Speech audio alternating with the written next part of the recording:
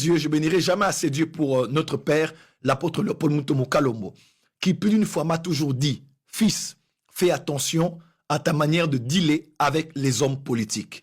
Pourquoi? Parce que la plupart de ces pères, P-A-I-R-E-S, qui aujourd'hui ont été discrédités, humiliés, rabaissés ou même traînés du bout du nez, étaient tout simplement par le fait que tout le monde, au temps des campagnes présidentielles, tout le monde, au temps de parler pour un chef d'État, même des fois pour un parti politique, on a vu des hommes de Dieu se salir, des hommes de Dieu se mouiller, des hommes de Dieu perdre leur valeur parce qu'on doit traîner sur les couloirs qui donnent accès au bureau, ou bien bureau de directeur de cabinet d'un président, d'un ministre ou d'un chef de l'État. Les hommes de Dieu ont été réduits à pouvoir passer des heures en passant des veilles dans des maisons au salon, alors que les hommes politiques dormaient. Les hommes de Dieu ont été réduits à se diviser à cause d'un montant qu'un chef de l'État a eu à donner. Combien? Des fois, c'est 10 000 $. On vous partage tous des 1000, et vous vous divisez en tant que des grandes personnes, mariées, pères des enfants, à la tête des grandes communautés, mais devant se déchirer à cause de quelques 1000 $ qu'on vous donne après une rencontre avec un chef de l'État, avec un ministre, un premier ministre ou une autorité politique. Je respecte les hommes politiques, je respecte ceux qui sont établis en dignité, mais je refuse qu'à cause de ce respect, on sacrifie le respect qu'on doit donner à l'Église et aux hommes de Dieu. Mais aussi, hommes de Dieu, faites-vous respecter. Dans mon pays, actuellement, il y a un homme politique qui est traduit en justice. Son sort sera connu incessamment. J'étais hors du pays et on m'a annoncé qu'il avait émis le désir de venir à la porte des cieux. J'ai dit gloire à Dieu, c'est une bonne chose, mais je ne suis pas au pays. Je pense que j'étais à Brazzaville pour le compte de ICC. Je crois que c'était ça. Et on me dit qu'il voulait me rencontrer, il voulait venir à l'église parce qu'il fait le tour des églises. J'ai dit gloire à Dieu. Et j'ai aimé l'initiative de venir assister à un culte. J'ai dit gloire au Seigneur. Mais seulement, on nous annonce que les gens autour de lui exigeaient un certain montant pour le déplacer et le faire venir. Montant qui tournerait autour de 500 $ à 1000 $. Quand j'ai entendu ces choses, j'ai dit, il ne viendra jamais dans cette église. Parce que c'est nous manquer du respect. Je suis un prophète de l'Éternel dans mon pays. Et si un homme politique veut venir, c'est une grâce pour lui de me rencontrer. Parce que je ne suis pas le moindre. Dans plusieurs nations, des hommes politiques me cherchent et me respectent. Et il ne faut pas que dans mon propre pays, pour qu'un homme politique vienne assister à un culte, je ne dis pas que c'était lui, parce que lui, il peut avoir aimé le désir, mais généralement, ce sont les collaborateurs, des fois, qui créent des marmailles, des combines comme ça. Pourquoi? Pour pouvoir bouffer un peu avant que l'homme politique ne vienne. Je dis, si ce n'est que pour ça, il ne viendra pas à la porte des cieux. Pourquoi? Parce que je refuse d'être ce genre de serviteur de Dieu avec lesquels on joue ou on blague parce que on a envoyé 500. Je ne peux pas l'envoyer 500. Je ne peux pas l'envoyer 1000 $. Je ne peux pas lui donner même son carburant. Il veut venir, c'est à lui de venir et ce n'est pas à moi d'aller vers lui. Il est temps de se faire respecter. Vaut mieux être pauvre et pieux qu'être riche et corrompu.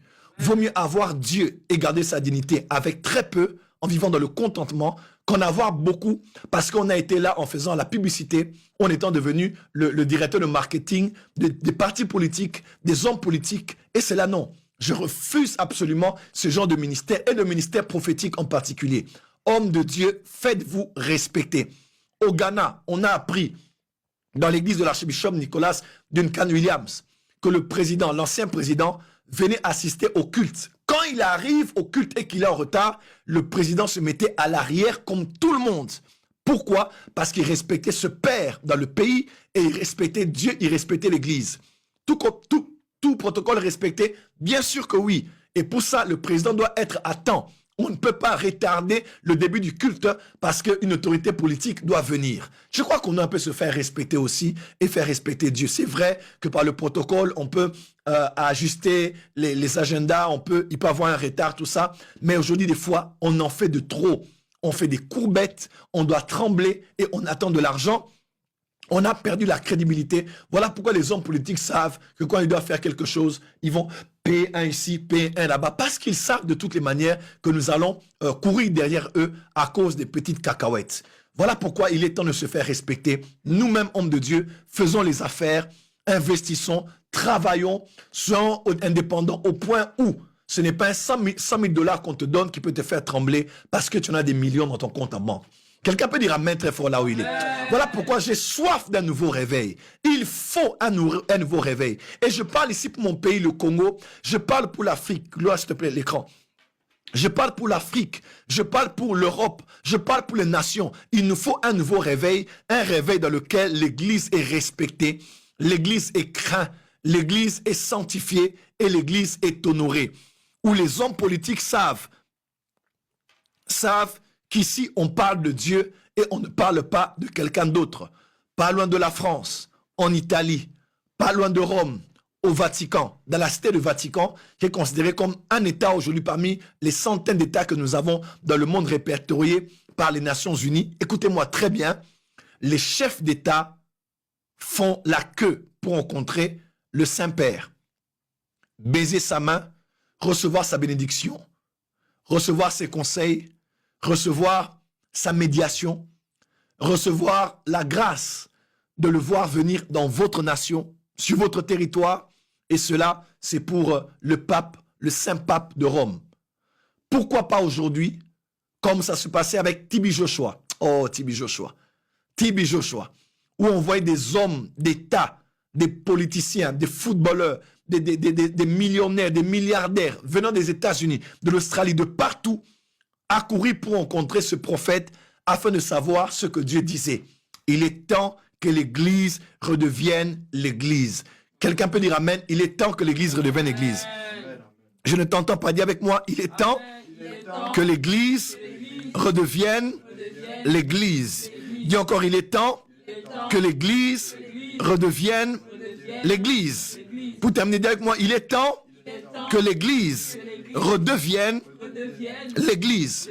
J'insiste, nous devons respecter les autorités, nous devons honorer les autorités. Quand ils viennent chez nous ou ils nous reçoivent, c'est un privilège et c'est une grâce, mais ça ne doit pas être un privilège et une grâce au point d'oublier Dieu, au point d'oublier le respect que l'on vous doit, au point d'oublier le poids de votre sacerdoce et du vêtement sacerdotal que vous avez.